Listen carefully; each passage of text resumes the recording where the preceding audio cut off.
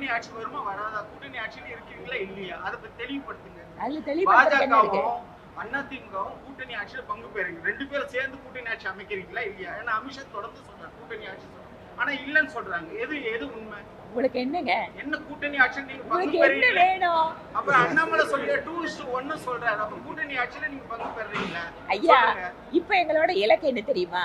26 தேர்தல்ல எங்க கூட்டணி அதிகமான எண்ணிக்கையில உள்ள போகணும். திமுக கவர்மெண்ட வீட்டுக்கு அனுப்பணும். நாங்க மந்திரி சபையில பங்கேற்கிறீங்களா? ஆட்சி அமைச்சோன்னு உங்களுக்கு நாங்க பதில சொல்றோம். அண்ணாமலை வந்து 2:1 சொல்றாரு. என்னங்க?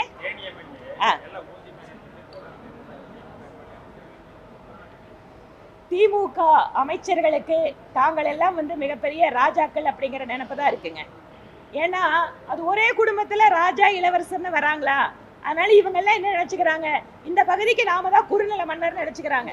அதனால ஏழை எளிய மக்களை பார்த்தா எப்பவுமே ஏளனமா பேசுறது அவங்களுக்கு வாடிக்கை. கடந்த 2 நாளைக்கு முன்னாடி முதல்வர் வந்து வேளாண் கண்காட்சியில் கோழியில வந்து பச்சை துண்டல் போட்டவங்கன்னா கோழி விவசாயி நான் கிடையாது, விவசாயிகளுக்கு ஏதோ ஒண்ணா நான் முன்னாடி நிற்பேன் அப்படின்னு சொல்லி பேசுறேன். அது எப்படிங்க? வயலுக்குள்ள கான்கிரீட் போட்டு பச்சை துண்டு போட்டு விவசாயி கதையா? மத்திய அரசு நீங்க கேட்டீங்களா? நீங்க தமிழ்நாட்டோட எம்எல்ஏ நீங்க கேட்டீங்களா? கேட்டேங்க. மத்திய மனிதவளத்துறை அமைச்சர்கிட்ட கேட்டேன். அப்ப அவர் சொன்னாரு, ஏற்கனவே கவர்மெண்ட்ல தமிழ்நாடு கவர்மெண்ட் ஒத்துட்டாங்க, இதுக்கப்புறம் ஒத்துக்க மாட்டேங்கிறாங்க, எல்லா மாநிலத்துக்கும் ஒரே மாதிரி பாலிசி தானமா வைக்க முடியும் அப்படின்னு சொன்னாரு. அதுக்கப்புறம் நாங்க சொன்னோம், தமிழ்நாட்டில் இருக்கிற பிரச்சனைகள் எல்லாம் நீங்க வந்து திறந்த மனதோட அணுகணும்னு அணுகிறோம் பாக்குறோம்னு சொல்லியிருக்காங்க.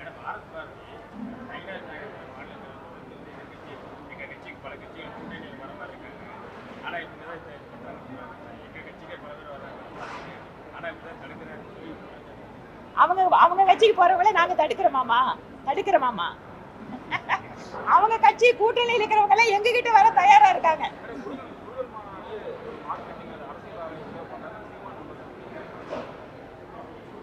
சீமான் அவர்கள் தைப்பூசுக்கு லீவ் விடணும்னு சொன்னா அது அரசியல் இல்ல.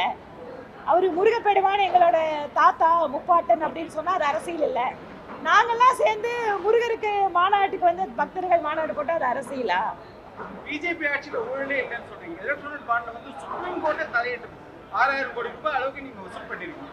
இடி ரேட், இன்கம் டாக்ஸ் ரேட், அது மூலமா நிதி திரட்டி இருக்கு. அது ஊழல் இல்லையா? இல்லைங்க, அப்படி ஊழல்லாம் சுப்ரீம் கோர்ட்ல தீர்ப்பு கொடுத்திருக்காங்க. அதை சொல்லிருக்காங்க, அது வாங்க கூடாதுன்னு சொல்லிருக்காங்க. மிகப்பெரிய முறைகேடுன்னு சொல்லிருக்காங்க. அதுல முறைகேடுன்னு சொல்ல வரல, அதுல இருக்கக்கூடிய விஷயத்தை நீங்க சட்டபூர்வமா பண்ணிருக்கீங்களான்னு இப்ப ஆராய்ச்சி தான் பண்ணிட்டாங்க. பண்ணிட்டாங்கல்ல, ஸ்டாப் பண்ணல.